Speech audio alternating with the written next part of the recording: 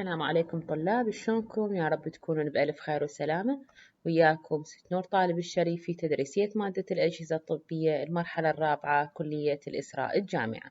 اليوم محاضرتنا حتكون تكملة الجزء الأول اللي أخذناه عن الارتفيشيال فنتليتر. راح نكمل إن شاء الله ما تبقى من شرح الجهاز. إذا تتذكرون شرحنا بالمحاضرة الأولى الفنتيليشن وتعريفه وتاريخه وأنواعه، وشرحنا الميكانيكال فنتيليشن وأنواعه اللي هي البوزيتيف والنيجاتيف، وشرحنا الفنتيليتنج مود اللي هي المونديتري والسبونتينيوس، وقلنا كل مود اختار الكنترول تايب مالته. ممكن اختار البريشر كنترول، الفوليوم كنترول، الفلو كنترول، التايم كنترول. وبعدها بدأنا بشرح المونديتري كنترول، وتطرقنا فقط للفوليوم كنترول اوف مونديتري كنترول مالته اللي يسمى بالسي ام في. وقلنا هذا النوع الجراف مالته راح يرسم بين الفلو وبين التايم. وبعدها عرفنا البيب، وقلنا هو الضغط اللي يحافظ على عدم وصول الالفيولاي الى حالة الكولابسين اثناء الزفير. وعرفنا التايدل فوليوم، وقلنا هو كمية الغاز بالبريث الواحد ومقدار تقريبا بالرئتين 500 مل، وصلنا إلى هذا الحد. اليوم إن شاء الله راح نبدأ بالجزء الثاني من المحاضرة، وراح نشرح النوع الثاني من المونديتري كنترول واللي هو البريشر كنترول. إذا تتذكرون إحنا قلنا لما أسيت الجهاز على الفوليوم مود سواء كان سبونتينيوس أو مونديتري، راح يكون التايدل فوليوم ثابت، وراح أتحكم بضغط الرئة للمريض. لكن بالبريشر مود أيضا سواء كان سبونتينيوس أو مونديتري الضغط راح يكون ثابت، يعني البريشر كونستانت، والحجم راح يختلف باختلاف مرونة الرئة للمريض، يعني راح يتغير عندي التايدل فوليوم بهذه الحالة. لذا بحالة البريشر إذا كان مونديتري راح البريشر يتحكم بالرئة وضغط الهواء بداخلها وبمعدل التنفس، لكن إذا كان سبونتينيوس راح الضغط يسمح للمريض بتوليد نفس بين دورات التنفس بالجهاز بصورة عامة أثناء حالة الزفير.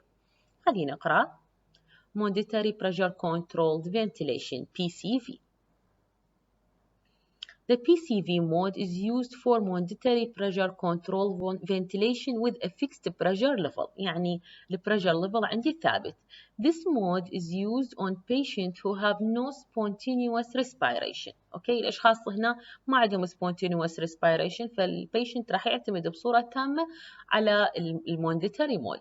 However, a spontaneously breathing patient can breathe deeply and freely during expiration. Figure 5 show a plot of the pressure and flow during monitory pressure control ventilation. خلينا نشوف الفيجر. إذا تشوفون الفيجر بحالة A دا يرسم بلوت بين البريشر وبين التايم، وإذا تشوفون البي اي ثابت كونستانت، والحالة B دا يرسم الفيجر بين الفلو وبين التايم، وإذا تشوفون بحالة الاكسبيريشن والانسبيريشن. فيجر 5 A inspiratory pressure pattern for a controlled monitory pressure controlled ventilation breath. B اللي هو airway flow pattern resulting from the brief delivery. Note that PEEP is 0. هنا PEEP عندي 0. هسه راح نجي على آلية العمل مال هذا المود. In this case راح يبدي بداية راح أشغل الريسبيريتر، راح أرفع الضغط بداخل راح أشغل الريسبيريتر اللي بدوره راح يرفع الضغط بداخل الرئة. The respirator rises، يعني راح يعلي الضغط. ثانيا راح يوصل الايروي بريشر للحد المطلوب دون الاعتماد على تنفس الشخص، وبغض النظر عن توافقية ومقاومة هواء المريض. يعني هنا تماما ما لي علاقة برئة المريض، أنا راح أشغله إلى أن أوصل إلى الليمت اللي محددها الثيرابيست. And maintain the airway pressure at the desired level independent on patient airway compliance and resistance، بدون أن أعتمد عليها. بعدها راح يتحكم الطبيب بمعدل ضغط الشهيق، يعني الطبيب يجي يسيت البارامترات مالته. The level of pressure during inspiration اللي هي ال PI is set by the therapist. بعدها راح يحافظ الجهاز على مقدار الضغط نفس المريض مع اختلاف مقاومة ومطاوعة الرئة للمريض.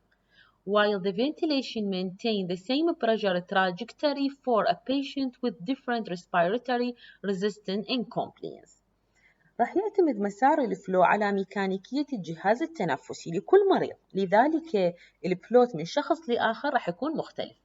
The resulting flow trajectory shown in figure 5b will depend on the respiratory mechanism of each patient. يعني هذا الرسم الثاني اللي هو B راح يختلف من patient إلى آخر حسب مطاوعة ومرونة الرئة.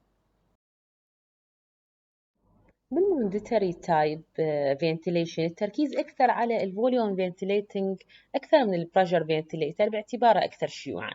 We will focus on volume ventilators as they are more common. أكثر من ذلك الأجهزة الحالية الحديثة أغلبها هي microprocessor based، وهاي المايكروبروسيسور راح تتعامل مع الفوليوم والبريشر كالتالي.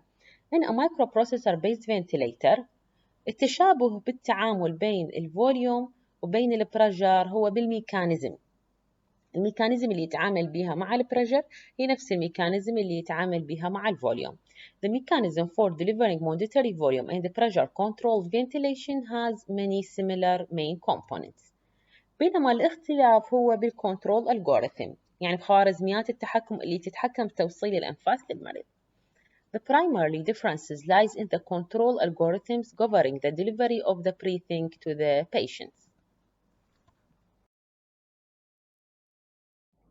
أحد أهم الأنماط الموجودة بجهاز التنفس الصناعي هو ال spontaneous ventilation، وطبعا هو النوع الثاني. احنا أخذنا المونديتري ventilation، هسه النوع الثاني هو ال spontaneous ventilation، ويعتبر مرحلة انتقالية من المونديتري ventilation إلى مرحلة التنفس الطبيعي.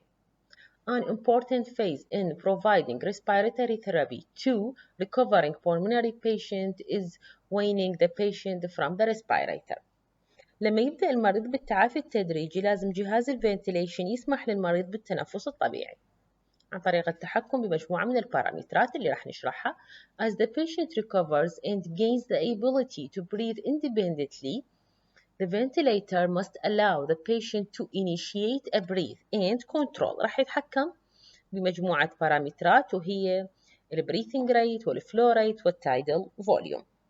لما أحول الفنتيليشن للسبونتينيوس مود when a respirator is functioning in the spontaneous mode لازم أسمح للمريض بأخذ نفس طبيعي بنفس السهولة اللي أخذه من الهواء الجوي. It should let the patient take a breath with the same ease as breathing from the atmosphere. But this is difficult to achieve. شنو الصعوبة بهذا الموضوع؟ واي هذا الأمر صعب لأن جهاز الفنتيليشن ما بكمية غاز لا متناهية، وإنما كل شيء محسوب واستجابته أيضا محدودة ومثبتة حسب الثيرابيست مو بكيف المريض. Because the respirator does not have an infinite gas supply or an instantaneous response. عملياً بحالة السبونتينيوس فنتيليشن المريض لازم يبذل جهد أكثر حتى يقدر يتنفس بشكل تلقائي برئته دون الرئة الصناعية.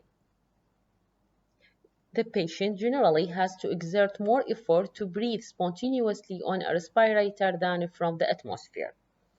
وطبعا مثل ما تعرفون هذا الموضوع مو سهل لأن اللانج كومبليس والايرواي ريزيستنت تأثرت أثناء ربط المريض على المونديتري فنتيليشن. وهمين مثل ما تعرفون الشخص الطبيعي يحتاج جهد حتى يسوي عملية الشهيق ويتنفس بالشهيق، وهذا الجهد 75% من عنده جاي من عضلات الدايفرام، بينما الزفير بصورة عامة هو بدون جهد لأنه مجرد لانج ريكويل ميكانيزم. فبحالة السبونتينيوس لازم يتقلل جهد المريض مع زيادة سرعة استجابة الجهاز. يعني كل ما أزيد سرعة استجابة أو سرعة الجهاز راح يقل الجهد اللي صاير على المريض. Patient effort is reduced as the ventilation response speed increase. هذا الرسم طبعا يبين لي الفوليوم والتايم، وطبعا مثل ما تشوفون هو مرسوم spontaneous tidal volume والفنتيليتر تايدل فوليوم والفوليوم سايكل، واكيد هاي الرسومات مطلوبه منكم. نجي للاستخدامات. شو وقت اني استخدم السبونتينيوس فنتيليشن باي حالات؟ بالحالات اللي هي المرحله الانتقاليه بين المونديتري فنتيليشن الى التنفس الطبيعي، يعني راح يستخدم بالتزامن مع المونديتري فنتيليشن بحيث يبقى المريض بحاجه الى التنفس عن طريق الجهاز. فنجي للحاله الاولى Spontaneous ventilation is often used in conjunction with mandatory ventilation, since the patient may still need breath that are delivered entirely by the ventilator. الحالة الثانية لا، البيشنت قد ما كان مربوط على المانديتري فنتيليشن، لكن محتاج إلى أكسجين ساتوريشن أو محتاج إلى زيادة ضغط مجرى الهواء اللي موجود بداخل الرئة، فراح أستخدم السبونتينيوس فنتيليشن بطريقة منفصلة. Alternatively, when a patient can breathe completely on his own, patient هنا عنده القدرة كاملة إنه يتنفس بمفرده دون الحاجة للجهاز but need oxygen rich breath or elevated airway pressure, spontaneous ventilation alone may be used. طبعا قبل أن نشرح المودز بالسبونتينيوس فنتيليشن راح أجي أسوي لكم مقارنة سريعة بين المانديتري فنتيليشن وبين السبونتينيوس فنتيليشن. طبعا أنا هذه المقارنة تجنبت أكتبها لكم على مود ما تصير المحاضرة طويلة جدا، لكن أتمنى تركزون وياي وتستفادون من الشرح. بالمانديتري فنتيليشن إيجابياته إنه معدل التنفس مضمون، يعني البيشنت مدام محطوط على الجهاز ماكو قلق من ناحية معدل التنفس. كمية CO2 removal هي controlled better. التايم والفوليوم للتنفس راح يتعارض مع تنفس البيشنت، لأن هو تماما completely راح يعتمد على الجهاز، وما عندي جهد للمريض لأن الجهاز راح يقوم بالجهد بصورة كلية. بالنسبة لسلبياته هو غير مريح للمريض، وقد يحتاج أحيانا إلى تخدير، وطبعا أحيانا كبيرة، وقد الرئة ما تقدر ترجع للعمل بعد إزالة الجهاز، وهذه أهم مشكلة ممكن يواجهوها المرضى المحطوطين على المانديتري فنتيليشن. عدا ذلك المريض يبقى يعاني من مشاكل أو آلام أو تأثيرات هذا الجهاز لمدة تقريبا 6 أشهر بعد إزالته. بينما السبونتينيوس فنتيليشن إيجابياته مريح أكثر نوعا ما، اكو سيطرة للمريض على الحجم مال الرئة وعلى وحدة التنفس، يعني البيشنت يبدي تدريجيا يبدي هو يسوي كنترولينج على الرئة مالته، واكو استقرارية للمريض أكثر، الدايفرام يتحرك بصورة تلقائية. لكن سلبياته هو حساس جدا، ممكن ينطي تريجر إضافية عن حاجة المريض، يعني يخنقه بنفس زايد مثل ما يقولون، وقد ينطي ضغط أكثر من حاجة المريض، وأحيانا ينطي حجم قليل، لذلك هو يعني يسبب أحيانا مشاكل للأشخاص اللي عندهم ضعف بالتنفس، فما نقدر نخليهم عليه، وما عندي ذاك التحكم الكبير في معدل التنفس، لذلك أغلب الأطباء يلجؤون للمونديتري، يعتبروه أكثر أمانا على المريض. بالنسبة للمودز أيضا قبل أن أشرح المودز مال السبونتينيوس، خلينا نراجع بصورة سريعة المودز اللي قلنا هي عبارة عن نظام تشغيل أو مجموعة إعدادات بالتصميم أصممها حتى أحقق أهداف محددة. هاي المود تصنف وفق الخصائص، يعني أنا عندي كنترول مودز، عندي بريثنج سيكونس مودز، عندي فشي اسمه تريجرينج مود. مثلا بالكنترول مود احنا نسوي كنترولينج، اما نستخدم بريشر كنترول او فوليوم كنترول. عندنا بالبريث سيكونس يعني أنا راح أقسم حسب نوع البريثنج، عندي spontaneous breath sequence، عندي mandatory breath sequence، عندي فشي اسمه targeting اللي هو يتقسم إلى set point وديوال وسيرفو. هذه تفاصيل مال التارجتنج احنا أصلا ما راح نتناقش بيها، لأنه يعني لازم نحتاج تقريبا 3 أو 4 محاضرات إضافية حتى نقدر نغطي كل التفاصيل، إن حبيتوا تطلعون عليها عن طريق اليوتيوب. لكن نجي هسه على المود مال spontaneous ventilation. طبعا احنا راح ناخذ اكثر 2 مودز معروفة او اكثر 2 مود مستخدمة بالسبونتينيوس فنتيليشن، لكن واقعيا هو هناك اعداد كبيرة او انواع او مودات كثيرة ممكن استخدامها بهذا النوع من التنفس. Several modes of spontaneous ventilation has been delivered by the therapist. Two of the most important and popular spontaneous breath delivery modes are described below. عندي نوعين اللي هي أكثر شيوعاً. الأول continuous positive airway pressure CPAP in spontaneous mode، طبعاً هذا أكثر مود تقريباً شيوعاً. والنوع الثاني pressure support in spontaneous mode. نجي على النوع الأول اللي هو Continuous Positive Airway Pressure CPAP in Spontaneous Mode. من اسمه مبين إنه أنا دا أنطي باستمرارية Positive Airway Pressure. طبعا هذا المود راح يخلي جهاز التنفس يحافظ على ضغط موجب بمجرى الهواء أثناء الشهيق. يعني لما الضغط بالشهيق ما يكون موجب مباشرة، هذا المود راح يرفع الضغط إلى حالة الموجب. In this mode, the ventilator maintain a positive pressure at the airway as a patient attempt to inspire. أثناء الشهيق راح مباشرة هو يخلي الضغط الموجود بداخل الرئة موجب. Figure 6 illustrate a typical airway pressure waveform during CPAP pre-delivery. طبعا الشكل راح يوضح إذا تشوفون إنه البيب موجود دائما بحالة الموجب. ولا تتذكرون إحنا قلنا البيب بريشر هو البريشر اللي يحافظ على الالفيولاي بحالة الاكسبيريشن ما يصير بها collapsing. Figure 6 airway pressure during a CPAP spontaneous pre-delivery. شوفوا البيب موجب على مود مباشر، دائما الضغط يكون موجب. شوفوا الانسبيريشن والاكسبيريشن، وشوفوا الانسبيريشن sensitivity اللي قلنا هذا الانسبيريشن sensitivity لاين منو يتحكم به؟ قلنا الثيرابيست هو يحدد الانسبيريشن sensitivity لاين. نجي بهذا السلايد نشرح الميكانيزم مال CPAP مود. كخطوة أولى يجي الطبيب يسيت السنسيتيفيتي ليفل بحيث يكون أقل من البيب بريشر. The therapist sets the sensitivity level lower than the PEEP. الخطوة الثانية لما يشرع المريض بالتنفس الضغط راح يقل أقل من البيب بريشر، وهذا الشيء طبيعي حتى يسحب المريض النفس. مباشرة الجهاز راح يستشعر انخفاض الضغط وصار إنه الضغط صار أقل من البيب، فيرفع الضغط عن طريق ضخ الهواء إلى رئة المريض حتى يوصله إلى البيب بريشر.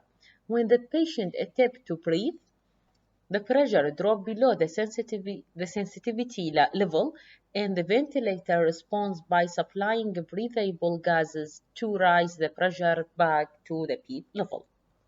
الخطوة الثالثة طبعا إذا أنا دا أتحكم بالبيب بريشر والسنسيتيفيتي ليفل بحيث الطبيب يختارهم حتى المريض يضطر على بذل جهد للتنفس بشكل مستمر. Typically, the PEEP and sensitivity level are selected such that the patient will be impelled to exert effort to breathe independently حتى يجبر المريض على التنفس بواسطة رئته الطبيعية. بهذه الحالة، بينما بحالة المونديتري هذه للمقارنة طبعا، بحالة الزفير جهاز الفنتليتر هو بمفرده راح يطلع الزفير بحيث يخرج الغازات ويفتح الفالفات وما يحتاج نهائيا إلى بذل جهد بهذه الحالة. When the patient exhales, the ventilator shut off the flow of gas and open the exhalation valve to allow the exhaled gas to flow into the atmosphere. يعني ما يحتاج البيشنت أي جهد، يعتمد كليا على الديفايس. نجي هسه على النوع الثاني اللي هو ال PSV اللي هو ال Pressure Support in Spontaneous Mode. طبعا هذا النوع المريض يبدي بكل نفس، والفنتيليشن راح يوفر تنفس صناعي كدعم بقيمة ضغط معينة مسبقا من قبل الطبيب، وطبعا المريض هو اللي راح يتحكم بمعدل التنفس وحجم الشهيق والزفير. هذا المود به تشابه من CPAP، لكن الاختلاف فقط أنه أثناء الشهيق مستوى الهواء راح يكون أعلى من البيب بريشر مو أقل منه، وطبعا هالشي واضح بالرسم اللي راح نشوفه بهذا السلايد. In this mode is similar to the CPAP mode with the exception that during the inspiration, the ventilator attempts to maintain the patient airway pressure at a level above the PEEP pressure. Okay, figure 7 show a typical airway pressure waveform during the delivery of the pressure support breath. خلينا نشوف الرسم. طبعا هذا الرسم مالته. إذا تشوفون إنه السنسيتيفيتي لاين بريشر، إذا تشوفون البيب لاين، أوكي، والبريشر سبورت ليفل همينه واضح بحالة الانسبيريشن والاكسبيريشن. نجي على الميكانيزم figure 7 airway pressure during a pressure support spontaneous breath delivery. نجي على الميكانيزم. لما راح ينخفض ضغط مجرى الهواء أقل من السنسيتيفيتي لاين، وطبعا احنا قلنا هذا السنسيتيفيتي لاين محدد من قبل الثيرابيست، راح الفنتليتر مباشرة يرفع الضغط إلى حد أعلى من البيب. إذا تتذكرون بالسابق قلنا يرفع إلى البيب بريشر، هنا راح يرفع إلى حد أعلى من البيب بريشر، وهالحد أيضا راح يكون معين من قبل الثيرابيست. When the patient airway pressure drop below the therapist says sensitivity line, the ventilator inspiratory breath delivery system rises the airway pressure to a pressure support level above PEEP selected by the therapist. الجهاز راح يوقف ضخ الغازات للمريض لما المريض هو يسحب النفس. يعني الجهاز إذا شاف المريض هو سحب النفس ما راح يضخ الغاز، لكن إذا شاف المريض ما سحب النفس بهالحالة هو راح يضخ الغاز، لذلك هو spontaneous. الجهاز راح يوقف ضخ الغازات للمريض لما المريض هو يسحب النفس، وطبعا يبقى الجهاز بيسوي كنترولينج على فالفات الزفير حتى يبقى بالبيب ليفل ويمنع الالفيولاي من الكولابسينج. The ventilator stops the flow of breathable gases when the patient start to exhale and control the exhalation valve to achieve the set of PEEP level. نجي بهذا السلايد نشرح البري ديليفري كنترول. البري ديليفري كنترول يمثل الآلية اللي ينتقل بها الهواء في عملية التنفس بين الشهيق والزفير.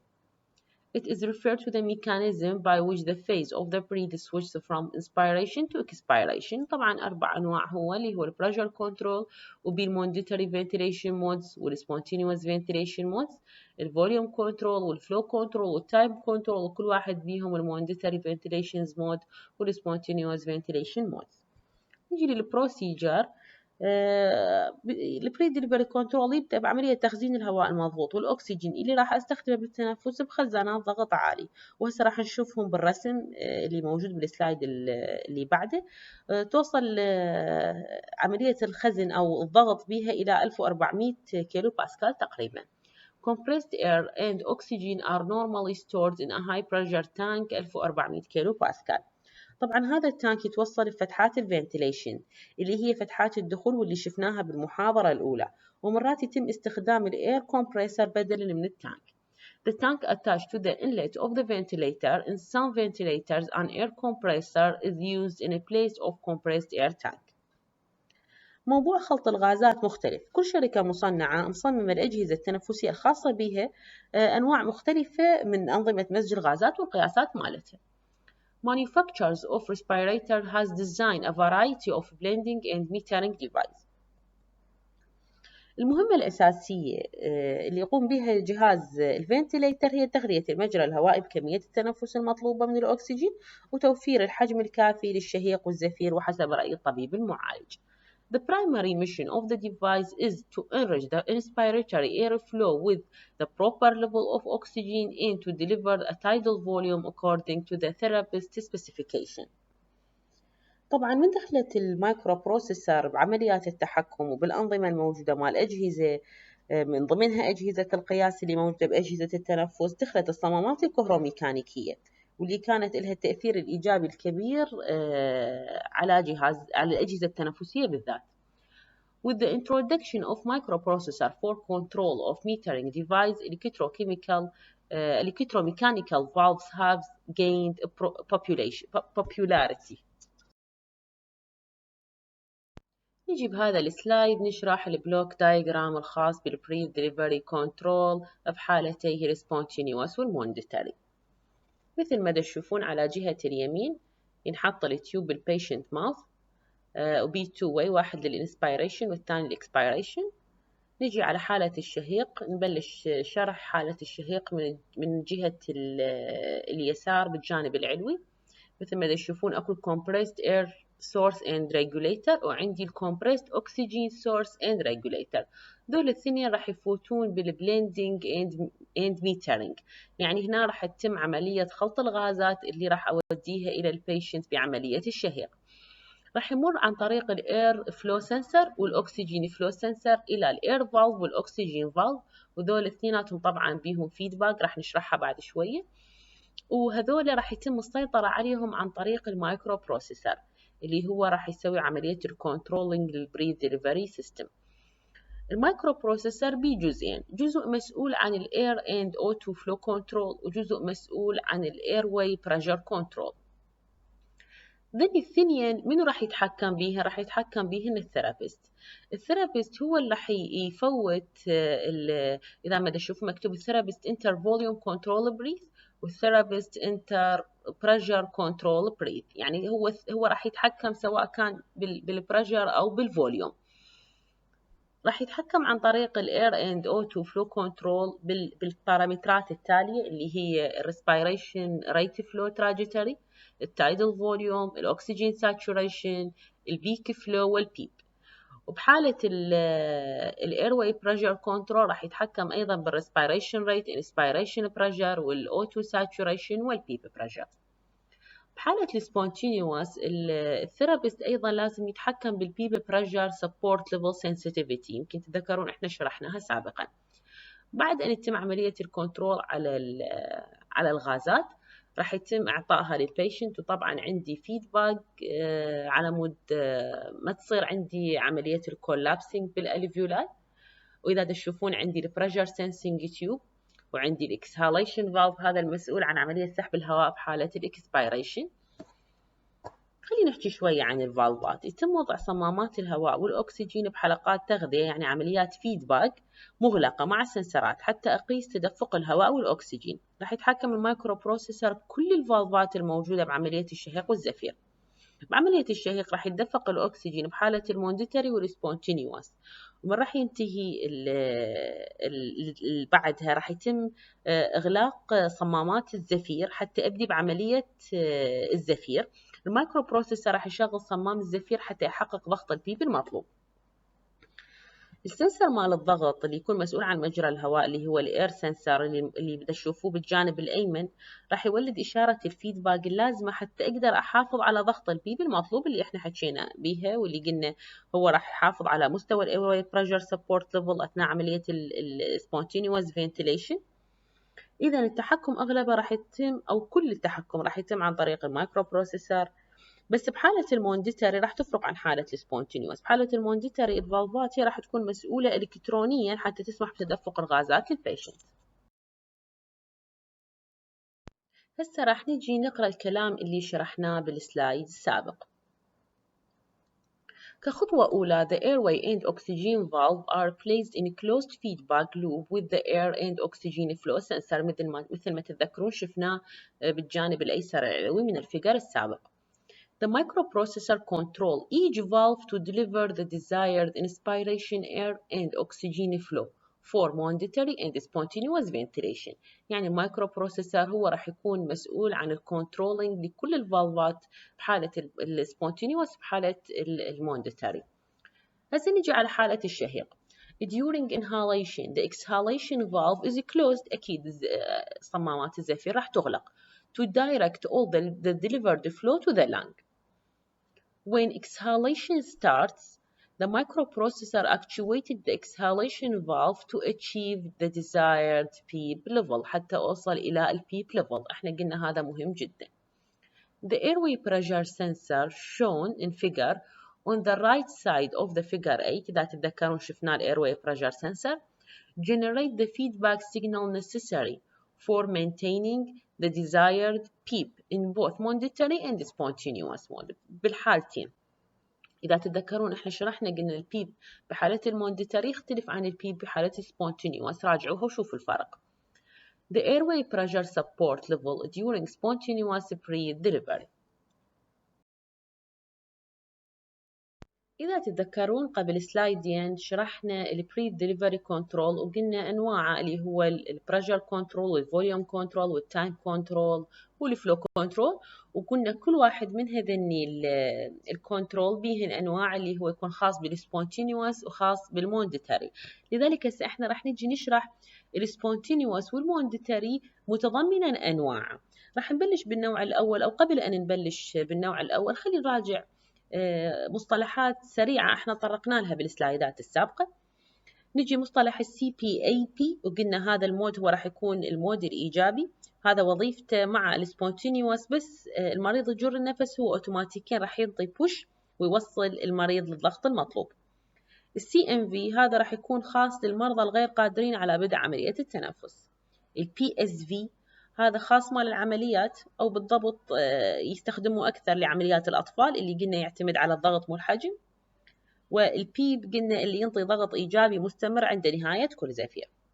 نجي للأنواع اللي هي أول شيء راح نبلش بالمونديتري كنترول. المونديتري كنترول راح أقسمه إلى نوعين، اللي هو خاص بالسبونتينيوس وخاص العفو اللي هو خاص بالفوليوم وخاص بالبريشر. يعني راح أشرح المونديتري فقط مع الفوليوم والبريشر، التايم والفلو ما راح أشرحها، وبعدها راح نشرح النوع الثاني. نجي على النوع الأول اللي هو الفوليوم مال مونديتري كنترول. يعني مونديتري كنترول راح أشرح الفوليوم كنترول مالته، وبعدين أشرح البريشر كنترول مالته. أول مونديتري فوليوم كنترول انسبيراتوري فلو ديليفري. طبعا هذا النوع يعمل إلكترونيا، راح يفتح الصمامات إلكترونيا. الصمامات راح تكون بحالة الكلوزد بحالة الزفير، فلما أبدي عملية الشهيق راح تنفتح الصمامات إلكترونيا. كل كلامنا راح يكون مربوط بالبلوك دايجرام اللي موجود بالفيجر السابق.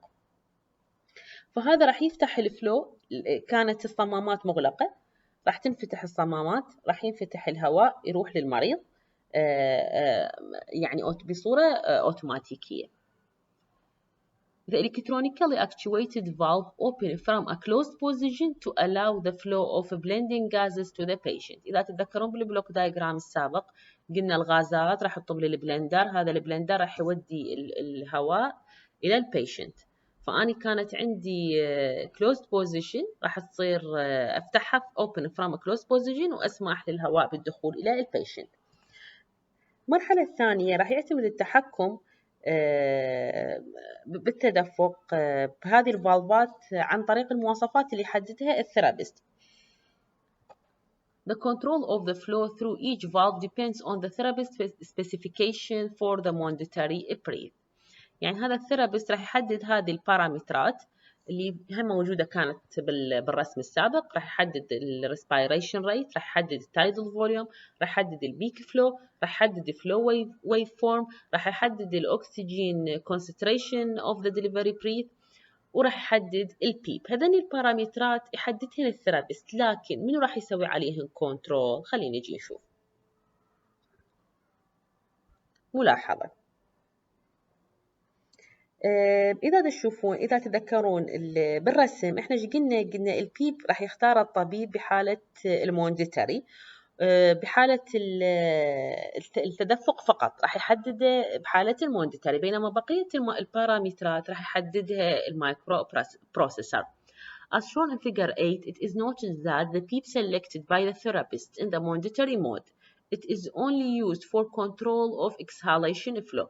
راح يكون مسؤول عن موضوع الزفير فقط، بينما المايكرو بروسيسور utilize the first 5 of the above parameter to compute the total desired inspiratory flow trajectory.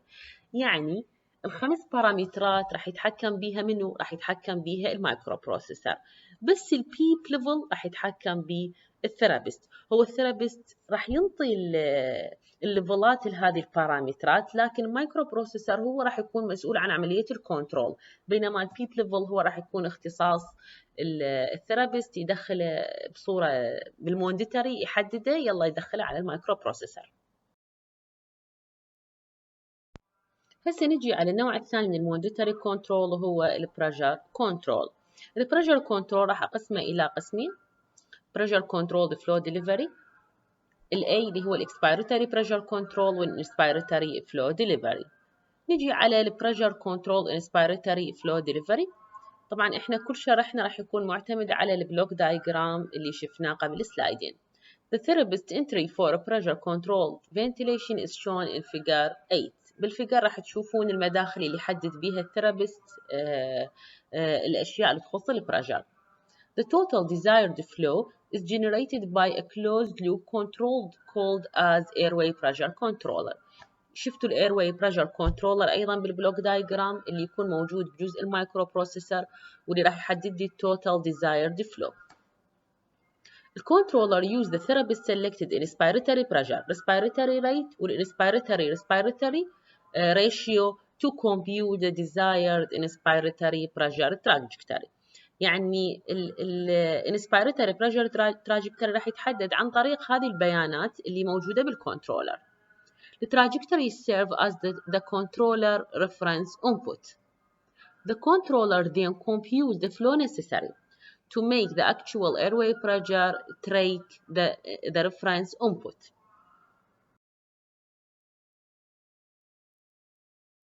نجي على النوع الثاني اللي هو expiratory pressure control in mandatory mode. طبعا هذا النوع يستخدم حتى أبقي رئتي المريض بها نوع من الانتفاخ بنهاية الإكسبيريشن بضغط أعلى من الضغط الجوي، وطبعا الهدف منه حتى ما يصير عندي collapsing بالألفيولاي. It is often desirable to keep the patient's lung inflated at the end of expiration at a pressure greater than atmospheric level. يعني أنا بدلا من السماح للرئتين بالانكماش أثناء الزفير راح أغلق وحدة التحكم مع صمام الزفير لما يوصل ضغط مجرى الهواء إلى مستوى البيب.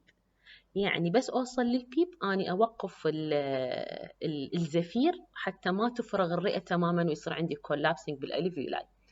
That is, rather than allowing the lung to deflate during the exhalation, the controller closes the exhalation valve when the airway pressure reach the PEEP level.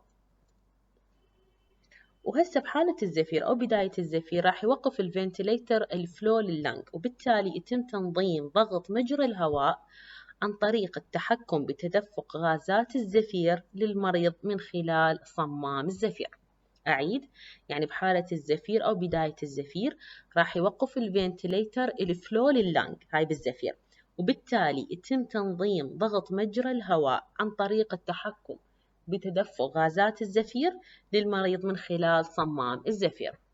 When expiration starts, the ventilator terminates flow to the lung. Hence, the regulation of the airway pressure is achieved by controlling the flow to patient exhaled gases through the exhalation valve.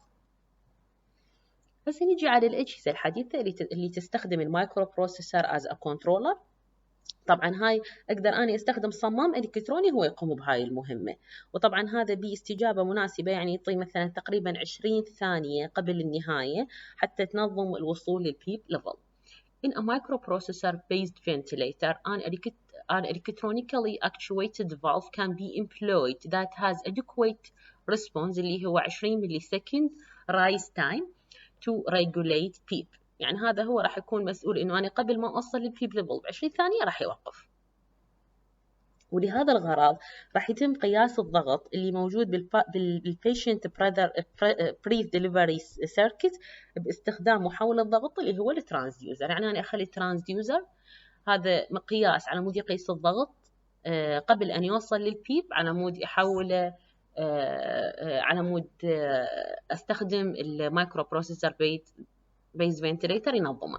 For this purpose, the pressure in the patient breath delivery circuit is measured using a pressure transducer.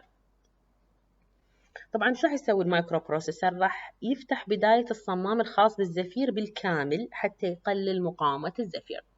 The microprocessor will initially open the exhalation valve completely to minimize resistance to expiratory flow. وبنفس الوقت ايش راح يسوي؟ راح اقيس الاوتبوت مال الترانسديوزر، وعلى اساسه راح اغلق صمام الزفير. يعني الترانسديوزر مو دا يقيس الضغط، اني راح اقرا الاوتبوت مالته ايش وقت ما يوصل ب 20 ملي سكند للليفل اللي اني اريده، راح اغلق صمام الزفير قبل ان اوصل لضغط البيب اللي اني محددته. At the same time, it will sample the pressure transducer output and start to close the exhalation valve as the pressure began to approach the desirable PEEP level. زين، إذا أني بالخطأ ما قرأ الترانسديوزر القراءة وعبرت البيب level، شنو اللي راح يصير؟ Since the patient exhales flow is only a source of pressure, if the airway pressure drop below the PEEP level، شنو راح يصير؟ It cannot be brought back but until the next inspiratory period. يعني راح أضطر أنتظر الشهيق الثاني حتى أعدل المشكلة. راح هذه يعني راح يصير عندي نفس بمشكلة لكن يتعدل بالنفس اللي بعده.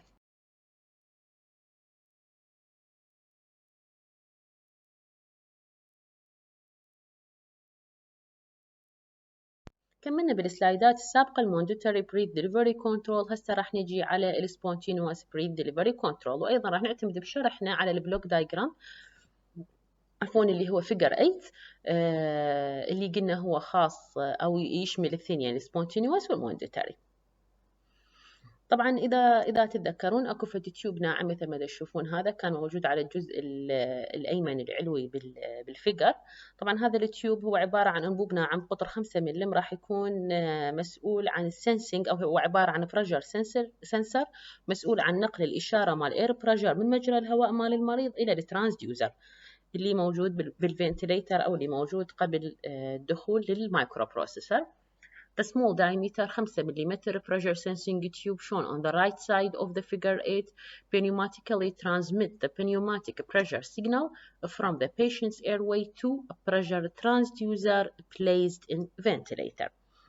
طبعا هذا البريشر ترانسديوزر راح يقيس السيجنال اللي جايه وين راح يوديها. The output of the pressure transducer is amplified, filtered and then sampled by the microprocessor. طبعا هاي الإشارة اللي راح تجي راح أسويها amplification وفلترنج للأوتبوت مال ترانسديوزر وأخذ منه سامبل عن طريق المايكرو بروسيسور.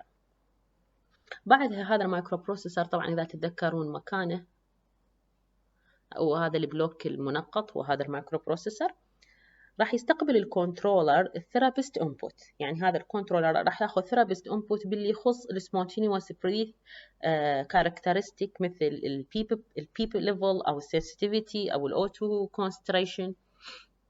The controller receives the therapist input regarding the spontaneous breath characteristics such as the PEEP sensitivity and the oxygen concentration. بعدها راح أحسب الضغط ضغط مجرى الهواء المطلوب من مدخلات الثيرابيست مال البيب pressure support level والsensitivity. The desired airway pressure is computed from the therapist. هاي الطبيب راح يحسبها عن طريق يدخل البيب pressure support level والsensitivity. طبعا اكو عملية looping. اوكي هذني المعلومات اللي طبعا الثيرابيست هو راح يحددها قبل ان تدخل للمايكرو بروسيسور. هسه راح نيجي عندي multiple loop اللي راح تكون موجودة بالرسم موجودة. هذه المالتيبل لوب حتكون فقط خاصة بجزء CPAP أو ال Pressure Support System. The multiple loop control structure shown in figure 8 is used to deliver a CPAP or a pressure support breath.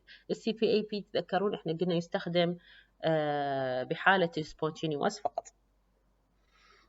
عندي عملية مقارنة على مود أوقف الضغط. طبعا هاي المقارنة حتكون بين ضغط مجرى الهواء بداخل الايرواي سيستم وبين مجرى الهواء المطلوب. The sensed proximal airway pressure is compared with the desired airway pressure.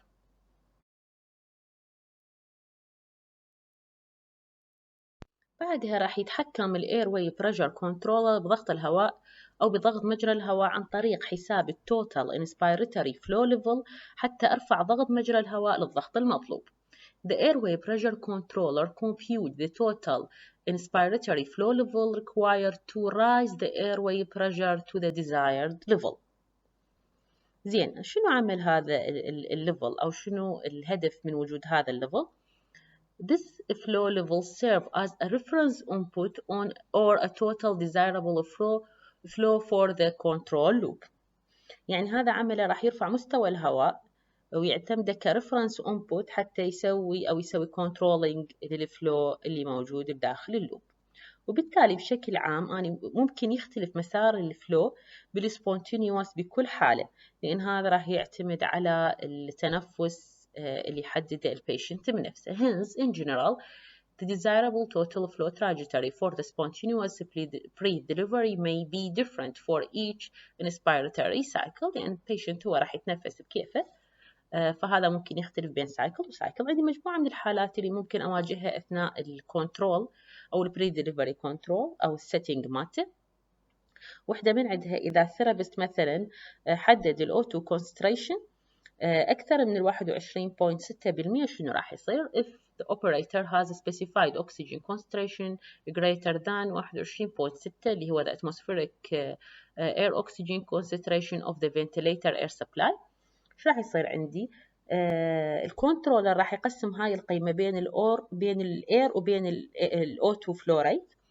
The controller will partiate the total required flow into the air and oxygen flow rate، وراح يشغل الصمامات اللي موجودة. إذا تتذكروها هي عندي فالف، عندي فالف للأوتو وعندي فالف للهواء، حتى يرجع إلى قيمة الديزايرد أوتو وديزايرد air اللي أحتاجها بعملية التنفس. The flow controller then uses the feedback signal from air and oxygen flow sensor and actuated the air and oxygen level to deliver the desired flow. يعني الفالف هو راح يتحكم بالقيمة اللي أنا أريدها بغض النظر عن القيمة المدخلة. عندي حالة ثانية ممكن أنا ما أسيت أو الثيرابيست ما يسيت البيب ليفل، فيصير عندي non zero peep level is specified. إيش راح يصير؟ راح الكنترول يتعامل بصورة مباشرة بنفس الاستراتيجية اللي يعتمدها بالمونيتوري ويحدد البيب المطلوبة.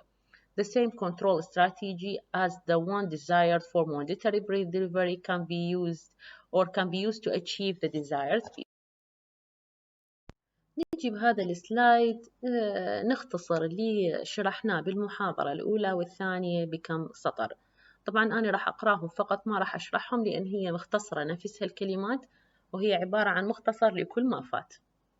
Today's mechanical ventilator can be classified into negative pressure ventilator and positive pressure ventilator. تنقسم الفنتليترات النيجاتيف والبوزيتيف. Negative pressure ventilators do not offer the flexibility and convenience that positive pressure ventilator. يعني هذا الفرق بيناتهم.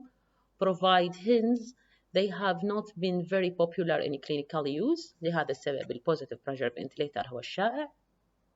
Positive pressure ventilators has been quite successful in treating patients with pulmonary disorders. هذا يستخدم للأشخاص اللي عندهم pulmonary disorders وهو الشائع طبعا. These ventilators operate in either mandatory or spontaneous mode. هذين بيهن اثنيناتهم، بيهن mandatory بيهن spontaneous mode. When delivery mandatory breath، بحالة mandatory the ventilator control all parameters of the breath such as tidal volume, inspiratory flow waveform, respiration rate and oxygen content of the breath. طبعا أكيد هذا mandatory completely هو راح يحدد كل البارامترات. هذا وين راح يستخدم؟ Mandatory breath are normally delivered to the patients that are incapable of breathe on their own، للأشخاص اللي نهائيا ما يقدرون يتنفسون بنفسهم. نجي للنوع الثاني اللي هو ال spontaneous. In contrast، على خلافه ال spontaneous breath delivery refer to the case when the ventilator responds to the patient effort. يعني ventilator راح يتحسس ال patient effort to breathe independently. Therefore the patient can control. البيشنت هنا هو راح يسوي controlling للفوليوم and the rate of respiration. يعني راح يتحكم بالفوليوم والrate of respiration. The therapist، زين الثيرابيست شنو دوره بهالعملية بالspontaneous؟ The therapist select the oxygen content and the pressure at which the breath is delivered. يعني شنو شغل الجهاز هنا وشنو شغل الثيرابيست هنا. استخدامات spontaneous breath delivery is typically used for patients who are on their way to fully recovered. يعني هم بطريقهم للتعافي. يعني هو حالة أحيانا أو يستخدم بصورة عامة بين المونديتري وبين الشخص اللي دا يتعافى but are not completely related to breathe from the atmospheric without mechanical assistance. وقبل أن نختم المحاضرة خلينا نجي نعرف بعض التعاريف المهمة اللي مرت علينا بالمحاضرة. التعريف الأول اللي هو Continuous Positive Airway Pressure CPAP. إذا تتذكرون قلنا هو المود الإيجابي اللي بس المريض يجر النفس هذا مباشرة راح ينطي بوش إضافية حتى يوصل الضغط الموجود بداخل الرئة إلى الضغط المطلوب، وطبعا هذا موجود فقط بالspontaneous ventilation. A spontaneous ventilation mode in which the ventilator maintain a constant positive pressure near or below PEEP level in the patient airway while the patient breathe at will. يعني حسب رغبة البيشنت. التعريف الثاني اللي هو المونديتري مود، إذا تتذكرون أيضا قلنا هو أحد المودات اللي موجودة بالميكانيكال فنتيليشن، وراح يتحكم بجهاز التنفس الصناعي بصورة تامة دون الرجوع إلى رئة المريض. A mode of mechanically ventilating the lung where the ventilator control all breath delivery parameters such as tidal volume, respiration rate, flow wavelet, etc. إلى آخره. ثالثاً اللي هو البيشنت سيركت. البيشنت سيركت هي التيوبات المربوطة بين الجهاز والمريض واللي تسوي بيناتهم دائرة مغلقة، وإذا شفتوها يمكن بالفيجر اللي هي 2 تيوب، بتكون واحدة للإكسبيريشن واحدة للإنسبيريشن مربوطة وتسوي دائرة مغلقة بين الجهاز وبين البيشنت. A set of tube connecting the patient airway to the outlet of the respirator. التعريف الرابع هو البيب البوزيتيف اند expiratory pressure، وأيضا قلنا هو الضغط اللي يحدد الطبيب المعالج للمجرى التنفسي بنهاية الزفير، وقلنا هذا موجود بحالتيه السبونتينيوس والمونديتري. A therapist selected pressure level for the patient airway at the end of the expiration in either mondatory or spontaneous breathing. نيجي على المصطلح الخامس اللي هو PCV. إذا تتذكرون قلنا هذا يستخدم بالعمليات وخاصة عمليات الأطفال، واللي يعتمد على الضغط وما يعتمد على الحجم، وقلنا هو مونديتري يعني نهائيا ما يعتمد على رئة المريض. Pressure controlled ventilator. A mandatory mode of ventilator where during the inspiration phase of each breath a constant pressure is applied to the patient airway independent on the patient airway resistance or compliance respiratory mechanics. نجي على البريشر سبورت، هو هذا أيضا أحد المودات الموجودة بالسبونتينيوس واللي خلاله مجرد يقوم الجهاز بإعطاء بوزيتيف بريشر أكثر من البيب أثناء فترة الانسبيريشن. A spontaneous breath delivery mode during which the ventilator apply a positive pressure greater than PEEP to the patient airway during inspiration. Pressure support level، وهو هذا الضغط اللي يكون أعلى من البيب level واللي يوصل الفنتيليشن أثناء spontaneous inspiration. Refer to the pressure level above PEEP pressure that the ventilator maintained during the spontaneous inspiration. عندي السبونتينيوس مود، وهو طبعا هذا المود الآخر من الميكانيكال فنتيليتر واللي يكون مجرد داعم لتنفس المريض. A ventilation mode in which the patient initiate and breathe from the ventilator supply gas at will يعني أثناء حاجته أو حسب رغبته. نجي على المصطلح اللي بعده اللي هو الفوليوم كنترولد فنتيليتر، وأيضا طبعا هذا ناقشناه بالسلايدات السابقة بس كتعريف صريح له. هو أحد أنواع أو هو مود من مودات المونديتري مود اللي هو لا يعتمد على البيشنت نهائيا، ويتم تحديد حجم كل نفس من قبل الثيرابيست، ويتم توصيل هذا الحجم إلى المريض بغض النظر عن الايرواي ريزيستنس وعن الكومبلينس اللي راح نعرفهن بنهاية السلايد. Volume controlled ventilator, a mandatory mode of ventilation where the volume of each breath is set by the therapist and the ventilator delivers that volume to the patient independent of the patient airway resistance or compliance respiratory mechanics. نجي هسه نعرف شنو اللنج كومبلينس والايرواي ريزيستنس. اللنج كومبلينس هي قابلية الحويصلات وجدران الرئة على التمدد أثناء عملية الشهيق، وطبعا هي تمثل نسبة بين الحجم والضغط أثناء الشهيق. It is the ability of the alveoli and lung tissue to expand on inspiration. It is represented by the ratio of volume delivered to the pressure rise during the inspiratory phase in the lung, and it is expressed as liter a centimeter H2O. أما الأيرواي ريزيستنت من اسمها هي مقاومة تدفق الهواء أثناء مرورها بالأنابيب الهوائية الموجودة بالجسم، وطبعا بصورة منطقية العلاقة بين الدايمتر مال التيوب وبين الريزيستنس علاقة عكسية، كل ما كان الدايمتر أكبر كل ما كانت الريزيستنس أقل. Related to the ease with which air flow through the tubular respiratory structure, higher resistance occur in the smaller tubes such as bronchioles and alveoli that have no imped proper.